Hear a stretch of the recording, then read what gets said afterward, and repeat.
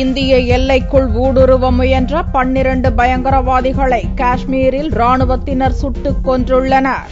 ஜம்மு மண்டலத்தின் இரு பகுதிகளில் பயங்கரவாதிகள் வியாழனன்று நடத்திய தாக்குதலில் வீரர்கள் கொல்லப்பட்ட அதே சமயத்தில் மற்றொரு பயங்கரவாத கூட்டத்தின் ஊடுருவல் முயற்சியை இந்திய ராணுவத்தினர் முறியடித்துள்ளனர். குப்வாரா மாவட்டத்தில் கெரான் செக்டார் பகுதியில் வியாழனன்று அதிகாலை பயங்கர ஆயுதங்களுடன் 30 பயங்கரவாதிகள் தங்களது உடல்கள் மீது இலை தழைகளால் மூடி மறைத்துக் கொண்டு இந்திய எல்லைக்குள் ஊடுருவுவதை ராணுவத்தினர் பார்த்துவிட்டனர். அவர்களை நோக்கி ராணுவத்தினர் சுட பதிலுக்கு பயங்கரவாதிகளும் சுட நீண்ட நேரம் நடந்த துப்பாக்கிச் சண்டையில் 12 பயங்கரவாதிகள் கொல்லப்பட்டனர். இந்த தகவலை ராணுவ லெப்டினன்ட் ஜெனரல் குர்மித் சிங் தெரிவித்தார். இந்திய எல்லைக்குள் 300 மீட்டர் தூரம் பயங்கரவாதிகள் நுழைந்துவிட்ட போதும் ராணுவ வீரர்கள் விழிப்புடன் இருந்ததால் ஊடுருவல் முயற்சி முறியடிக்கப்பட்டதாகவும் ராணுவ அதிகாரி குர்மித் சிங் தெரிவித்தார்.